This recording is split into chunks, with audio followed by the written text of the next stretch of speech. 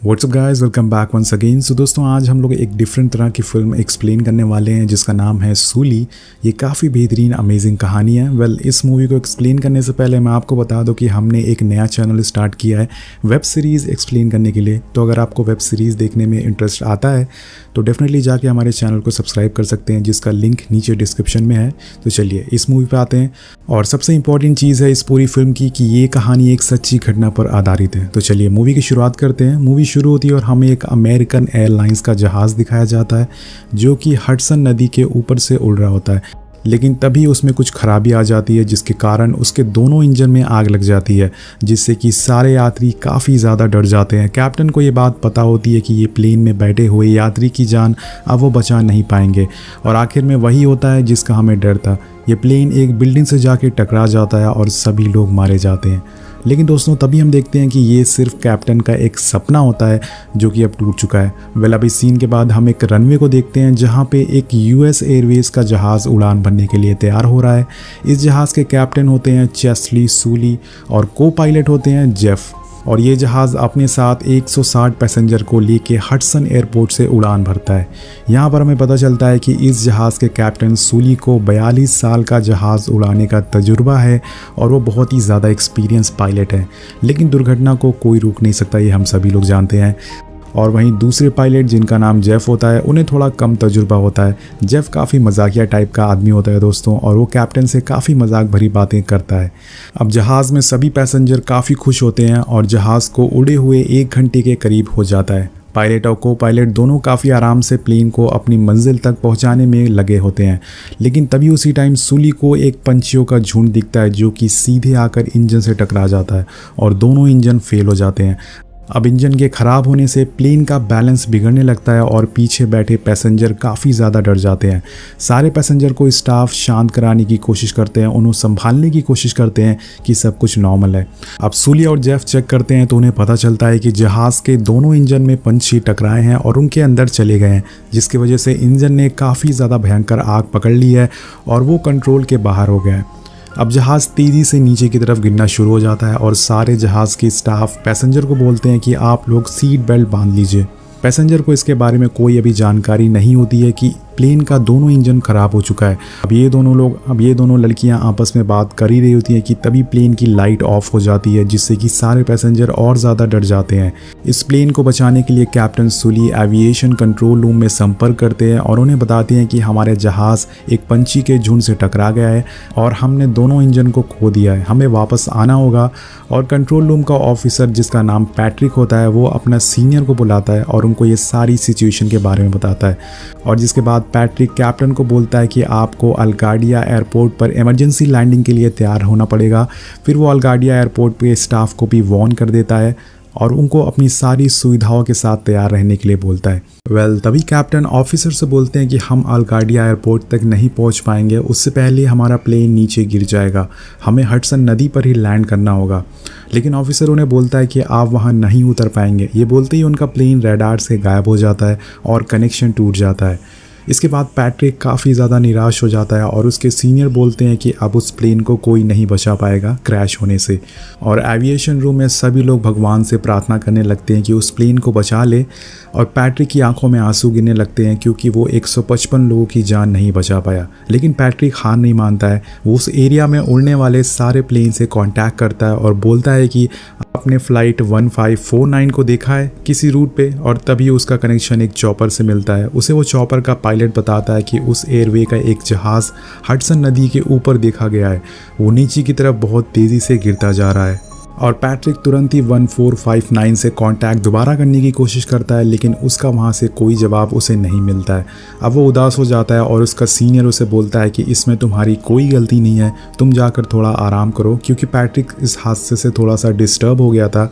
और इसके बाद हम एक आदमी को देखते हैं जो कि कार से जा रहा होता है और वो अपनी विंडो से देखता है कि फ़्लाइट तेज़ी से नीचे आ रही है और फिर एक बूढ़ा आदमी भी ये सारा हादसा, सारा नज़ारा देखता है कि प्लेन तेज़ी से हडसन नदी की तरफ गिरता जा रहा है। और इधर हमें प्लेन के अंदर का सीन दिखाया जाता है जहाँ पर कैप्टन सारे यात्रियों से बोलते हैं कि अब हम टकराने वाले हैं, और ये सुनकर लोग बहुत ही ज़्यादा डर जाते हैं। सारे स्टाफ वाले लोग उन्हें बोलते हैं कि सब लोग अपना सर नीचे झुका लीजिए, और इसके बाद ये प्लेन काफ़ी तेज़ रफ्तार से नदी से टकराता है, जिससे कि काफ़ी तेज़ झटका लगता है और हम सोचते हैं कि ये प्लेन में अब कोई नहीं बच पाएगा और जहाज़ में काफ़ी अंधेरा हो जाता है। लेकिन तभी दोस्तों यहाँ पर चमत्कार हो जाता है, कैप्टन की 40 सालों का एक्सपीरियंस काम आ जाता है। कैप्टन ने जहाज़ को सही सलामत नदी में लैंड करवा दिया था। मतलब यहाँ पर कुछ लोग जहाज़ को ज़मीन पर भी लैंड नहीं करवाते और इस बंदे ने प्लेन को पानी में लैंड करवा दिया। ये कोई चमत्कार से कम नहीं होता है, इसलिए कहते हैं दोस्तों कि एक्सपीरियंस मैटर। और इसके बाद कैप्टन कॉकपिट के दरवाज़ा खोल के पीछे आते हैं और इमरजेंसी गेट खोल देते हैं। सभी लोगों से बोलते हैं कि जल्द से जल्द इवैक्यूएट हो जाइए और नीचे उतरना चालू कर दीजिए, क्योंकि जहाज़ में काफ़ी तेज़ी से पानी भरना शुरू हो जाता है।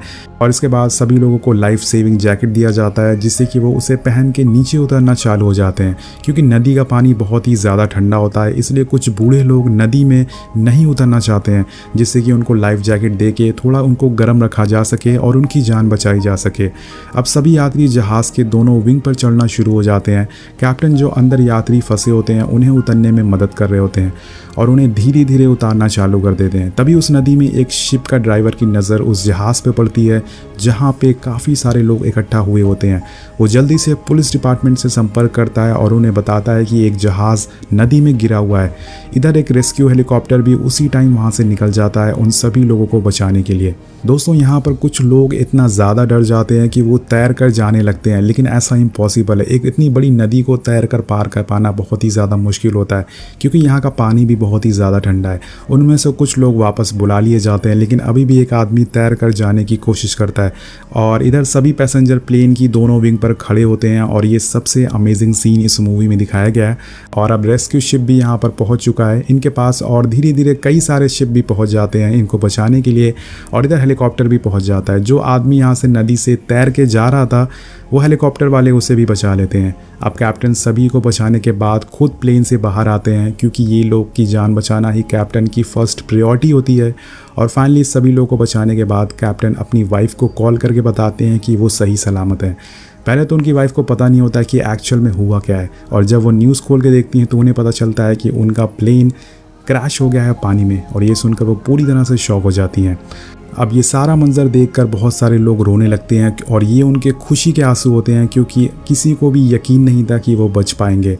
उन्हें लग रहा था कि वो प्लेन क्रैश हो जाएगा और उनकी जान चली जाएगी, लेकिन पायलट की बहादुरी की वजह से, उसके एक्सपीरियंस की वजह से सभी लोग आज ज़िंदा और सही सलामत हैं। और यहाँ पर कुछ लोग अपने घर पर अपने साथियों को, अपने रिश्तेदार को, अपने माँ बाप, अपने भाई बहन को फ़ोन करके बताते हैं कि वो ठीक हैं। इसके बाद कैप्टन और को पायलट दोनों एक किनारे पर खड़े होते हैं और हडसन नदी में अपने डूबते हुए जहाज़ को देखते हैं, जो कि इसमें थोड़ा इमोशनल सीन दिखाया गया है। और इधर कंट्रोल रूम में पैट्रिक को अभी भी यही लग रहा है कि फ़्लाइट 1549 क्रैश हो गया है और सारे लोग मारे गए हैं। लेकिन तभी वहाँ पर उनका कलीग आता है और उन्हें बताता है कि सभी लोग सही सलामत बच गए हैं और कैप्टन ने फ़्लाइट को नदी में लैंड करा दिया है। इसके बाद दोनों पायलट का मेडिकल चेकअप होता है, जिससे कि पता लगाया जा सके कि उन्हें कहीं चोट तो नहीं आई है। अब ये दोनों पायलट सभी की नज़रों में हीरो बन चुके थे, और जब ये लोग होटल में आते हैं तो होटल की जो मैनेजर होती है वो कैप्टन से पूछती है कि मैं आपकी क्या मदद कर सकती हूँ। कैप्टन उसे बोलते हैं कि मेरे कपड़े ड्राई क्लीन करवा दीजिए, और ये सुनने के बाद मैनेजर उनसे बोलती है कि अरे सर, ये पूरा होटल आपका है, आप सिर्फ फरमाइश करिए, और उनको आकर गले लगा लेती है। वेल, ऐसा होना भी चाहिए क्योंकि कैप्टन ने इतनी लोगों की जान बचाई है। और इस सीन के बाद कुछ एविएशन ऑफिसर कैप्टन और को पायलट को कुछ पूछताछ के लिए उन्हें ऑफिस बुलाते हैं, ताकि इन्वेस्टिगेशन की जा सके कि ये प्लेन कैसे क्रैश हुआ और पता लगाया जा सके कि क्या पायलट की इसमें गलती थी या फिर नहीं थी। जब ये लोग वहाँ पर जाते हैं तो उन दोनों से वहाँ पे काफ़ी सारे सवाल पूछे जाते हैं, और उसमें से एक ऑफिसर सूली से पूछता है, उसको बताता है कि हमारे इंजीनियर ने इस सारी चीज़ों की इन्वेस्टिगेशन करी है और उसे पता चला है कि एयरप्लेन काफ़ी ज़्यादा ऊंचाई पर था, लेकिन फिर भी आपने उसे अलगाडिया एयरपोर्ट पर नहीं उतारा। ऐसा आपने क्यों करा? सूली बोलता है कि इंजीनियर पायलट नहीं होते हैं और वो वहाँ उस समय नहीं थे, वहाँ उस समय मैं था, और मैंने क्या सिचुएशन फेस करी उसे उनके बारे में कुछ पता नहीं है। इसके बाद ऑफिसर कैप्टन से बोलते हैं कि हम आपको एक कंप्यूटर सिमुलेशन दिखाएंगे जिसमें हम वही सब परिस्थितियों को टेस्ट करेंगे कि कैसे हुआ और क्या हुआ। क्या प्लेन को नदी में उतारने की ज़रूरत थी या फिर नहीं थी। कैप्टन बोलते हैं कि ठीक है, मैं पहले उसे टेस्ट करूंगा, लेकिन ऑफिसरों ने वो टेस्ट करने को मना कर देते हैं। वो उसे गोपनीय रखना चाहते थे। अब की मीटिंग खत्म हो जाती है और कैप्टन वहां से निकल जाते हैं। लेकिन जब वो अपने होटल में पहुंचते हैं तो उन्हें वहां पे हज़ारों की तादाद में न्यूज़ रिपोर्टर मिलते हैं और यहाँ पर सुली उनके सवालों को इग्नोर करके अपने रूम में चले जाते हैं। अब कैप्टन को कई सारे विजन आने लगते हैं जिसमें वो प्लेन को लैंड कराते हैं, लेकिन वो प्लेन लैंड नहीं होता और एक बिल्डिंग से क्रैश हो जाता है। वेल गाइस, ये सारी चीज़ें उनकी टेंशन की वजह से हो रहा था। अब वो अपनी वाइफ को फ़ोन करते हैं और उनकी वाइफ बोलती है कि हमारे घर के बाहर काफ़ी ज़्यादा रिपोर्टर इकट्ठा हो गए हैं जो कि मुझसे सवाल पे सवाल पूछे जा रहे हैं। तो कैप्टन उनसे बोलते हैं कि तुमको उनके सवालों के जवाब देने की कोई ज़रूरत नहीं है। इन सब चीज़ों से कैप्टन बहुत ही ज़्यादा परेशान हो जाते हैं क्योंकि सभी लोग उनसे सवाल करने लगे थे और कहीं ना कहीं कुछ लोग उनको हीरो भी मानते थे। ये सब देखकर वो डिसाइड करते हैं कि वो अपने दोस्त और प्लेन के पायलट जेफ से मिलने जाएंगे। वो रात में उससे मिलने जाते हैं और वो उसे बोलते हैं कि मेरे 40 साल के अनुभव को पीछे रखकर ये लोग सिर्फ 260 सेकेंड की गलती को देख रहे हैं। अब सुली बोलते हैं कि उन लोगों को इस चीज़ का बिल्कुल अंदाज़ा नहीं है। अगर मैंने पानी की जगह प्लेन को ज़मीन में उतारा होता तो एक भी लोग की जान नहीं बच पाती। इसके बाद सुली एक रिपोर्टर को इंटरव्यू दे रहे होते हैं और रिपोर्टर उनसे पूछती है कि आपको कितने सालों का एक्सपीरियंस है विमान को उड़ाने का। सुली बताते हैं कि मुझे 42 सालों का एक्सपीरियंस है और यही मेरा जीवन है। कैप्टन यहाँ पर बात करते करते वो अपने यंग डेज़ में चले जाते हैं जहाँ पर वो छोटे होते हैं और विमान को उड़ा रहे थे। उनकी अच्छी उड़ान को देखकर उनके गुरु काफ़ी उनकी तारीफ़ करते हैं और खुश होते हैं। और इसके बाद हम देखते हैं कि जेफ और सुली को दोबारा बुलाया जाता है पूछताछ करने के लिए और उनसे फिर से दोबारा वही सारे सवाल पूछे जाते हैं जिनसे ये लोग नाराज़ हो जाते हैं। जेफ बोलता है कि अगर कैप्टन ने जहाज़ को पानी में उतारने का फ़ैसला नहीं लिया होता तो हम लोग यहाँ पर ज़िंदा नहीं बैठे होते। कैप्टन जेफ को शांत कराते हैं और उस सिमुलेशन के बारे में बोलते हैं।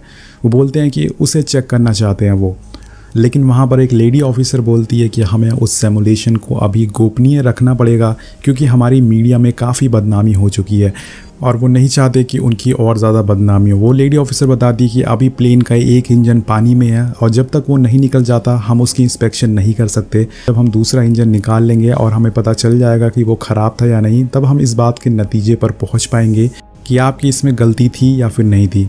और इसके बाद वो दिन आ जाता है जब इन लोगों की सुनवाई की तारीख आ जाती है। वो सिमुलेशन भी रेडी कर लिया जाता है। कैप्टन सुली और जेफ दोनों लोग को डिपार्टमेंट और ट्रांसपोर्टेशन के हेडक्वार्टर पहुंच जाते हैं जहां पे काफ़ी सारे लोग बैठे होते हैं। ये सभी लोग एविएशन कंट्रोल रूम के होते हैं या फिर इनके सीनियर ऑफिसर भी होते हैं। वहाँ पर बैठी एक लेडी ऑफिसर बोलती है कि पायलट कैबिन की वॉइस रिकॉर्डिंग सुनने से पहले हम लोग एक बार उस दुर्घटना का सिमुलेशन में देखना चाहेंगे वो कैसे हुआ। इसके बाद अब वो लोग सिमुलेशन को स्टार्ट होता है। दोस्तों, ये सिमुलेशन दिखाने का एक ही मतलब होता है कि अगर कैप्टन ने प्लेन को वापस रनवे पर लैंड किया होता तो क्या वो सही सलामत लैंड हो पाते या फिर प्लेन क्रैश हो जाता। ये सारी सिमुलेशन एक कंप्यूटर के कैलकुलेशन के ज़रिए किया जा रहा था। फाइनली वो सिमुलेशन स्टार्ट किया जाता है जिसके बाद सभी पंछी आके उस प्लेन से टकराते हैं और जैसे जैसे वो इंसिडेंट हुआ था वैसे वैसे हर चीज़ की जाती है, लेकिन लास्ट में वो प्लेन सही तरह से लैंडिंग एयरपोर्ट पे कर लेता है। सो अगर हम सिमुलेशन को फॉलो करें तो इसमें कैप्टन की गलती थी। वो चाहते तो प्लेन को लैंड करवा सकते थे सही सलामत। और इसके बाद दूसरे सिमुलेशन को भी शुरू किया जाता है जिसमें कि प्लेन सही सलामत रनवे पे वापस आ जाता है। अब ये देखकर वहाँ पर बैठे लोग सोच में पड़ जाते हैं और फिर एक ऑफिसर बोलता है कि कैप्टन से कि हमें आपसे ऐसी उम्मीद नहीं थी। लेकिन कैप्टन उसे समझाते हैं, उसे बोलते हैं कि ये सिमुलेशन गलत है। ये सिर्फ एक कंप्यूटर है जिन्हें 2 लोग चला रहे हैं, जिन्हें असली प्लेन उड़ाने का ज़रा भी एक्सपीरियंस नहीं है। इनके अंदर मानव जाति का कोई डर नहीं दिखता। इन लोगों के पीछे कोई भी पैसेंजर नहीं बैठा है तो उनकी जान कैसी बचा जाए इन लोगों को सिमुलेशन के ज़रिए पता नहीं लग सकता। इन लोगों को सिर्फ ऑर्डर दिया गया है कि वापस आ जाओ और इन्हें डिसीज़न लेने का भी टाइम नहीं दिया गया है। हमें उस टाइम डिसीज़न लेना पड़ा था और जिस घबराहट वाली सिचुएशन में हमने गुजरना पड़ा था ये लोग उसे फील नहीं कर पाएंगे क्योंकि ये एक नकली लैंडिंग है और इन्हें पता है कि इनकी वजह से किसी की भी जान नहीं जाएगी। जेफ बोलता है कि ये कोई वीडियो गेम नहीं है, ये जीवन और मृत्यु की बात है। लेकिन ये लोग किसी तरह से इन दोनों पायलट को गलत साबित करना चाहते थे। अब जेफ बोलता है कि इन पायलट को कितना टाइम दिया गया है डिसीजन लेने के लिए, तो सीनियर ऑफिसर बोलता है कि 35 सेकंड और सुली बोलता है कि 35 सेकंड इतने बड़े डिसीजन लेने के लिए सिर्फ 35 सेकंड बहुत ही ज़्यादा कम है। हमने करीब 300 सेकंड का समय लिया था डिसीजन लेने के लिए। जब 300 सेकंड का डिसीजन लेने के बाद दोबारा सिमुलेशन स्टार्ट किया जाता है तो इस बार प्लेन कंप्यूटर में भी क्रैश हो जाता है। जिससे कि सभी को लगने लगता है कि कैप्टन ने सही डिसीजन लिया है। उन्हें कैप्टन की बातों पर यकीन हो जाता है, उन्हें ये सारी चीज़ें सही लगने लगती है। इसके बाद अब वहाँ पर एक ऑफिसर सभी को हेडसेट पहनने के लिए बोलता है और CVR सुनने के लिए बोलता है। CVR का मतलब होता है दोस्तों कॉकपिट वॉइस रिकॉर्डिंग। जो भी इन लोगों ने दुर्घटना के टाइम बातें की है वो सभी उस वॉइस रिकॉर्डिंग में रिकॉर्ड हो गई है। अब CVR को प्ले किया जाता है और सभी लोग CVR को सुनते हैं, जिसमें कि हर चीज़ को डिटेल में दिखाया गया है कि कैसे पंछी आके इनके प्लेन से टकराते हैं और इनका क्या क्या बातें होती है। कैप्टन को ऑर्डर मिलता है, हम देखते हैं कि उस टाइम कैप्टन को ऑर्डर मिलता है कि प्लेन को रनवे पर लैंड किया जाए, लेकिन जैसे ही वो प्लेन को मोड़ते हैं उनका प्लेन बहुत ही नीचे होता है और वो कैप्टन सुली को पता चल जाता है कि हम रनवे तक नहीं पहुंच पाएंगे। इसलिए वो अपने प्लेन को हडसन नदी पर ही लैंड करा देते हैं, जो कि बिल्कुल सही डिसीजन था। इस कारण सभी यात्रियों की जान बच पाई। और अब ये रिकॉर्डिंग सुनने के बाद कैप्टन और जेफ बाहर आ जाते हैं उस हॉल से। अब थोड़ी देर होने के बाद ब्रेक लिया जाता है और दोनों को दोबारा हॉल में बुलाया जाता है। वो मीटिंग फिर से शुरू होती है और लेडी ऑफिसर बोलती है कि अभी अभी हमने उस जहाज़ के दूसरे इंजन को पानी से बाहर निकाला है और हमने उसकी जांच की है। हमें पता चला है कि इंजन पूरी तरह से खराब और क्षतिग्रस्त हो चुका है और कैप्टन सुली का फैसला बिल्कुल सही था और अगर वो ऐसा नहीं करते तो उस जहाज़ में बैठे 155 लोगों की जान नहीं बच पाती। तो कैप्टन बोलते हैं कि उन्होंने ये अकेले नहीं किया, उनके साथी जेफ, एयर होस्टेस और जिन लोगों ने उन्हें पानी से बाहर निकाला, वहाँ पे खड़ी पुलिस, वो सभी का शुक्रिया अदा करना चाहते हैं। हमें को पायलट जेफ से भी पूछा जाता है कि क्या वो इस बारे में कुछ और बताना चाहेंगे, क्या वो दोबारा ऐसा करेंगे अगर ऐसी सिचुएशन आती है। तो जब बोलते हैं कि हाँ मैं ऐसा जुलाई में दोबारा करना चाहूँगा, तो सभी लोग इस बात से हंसने लगते हैं क्योंकि जुलाई में गर्मी होती है और सभी लोग को हडसन नदी में नहाने का मौका मिल जाता। वेल ये मूवी यहीं पर ख़त्म हो जाती है और ये पूरी कहानी एक सच्ची घटना पर आधारित है और हम असली कैप्टन सुली को देखते हैं और इस हमें पता चलता है कि कभी कभी अच्छे काम करने के बाद भी हमें कुछ परेशानियों का सामना करना पड़ता है, लेकिन अगर हमने सही डिसीजन लिया है तो हमें कोई गलत साबित नहीं कर सकता। वेल गाइस, आपको मूवी कैसी लगी नीचे कमेंट करके ज़रूर बताइएगा। थोड़ा इमोशनल मूवी थी और काफ़ी बेहतरीन और अमेजिंग मूवी थी। मिलते हैं आपसे अगली वीडियो में। Thank you so much watching. Peace out.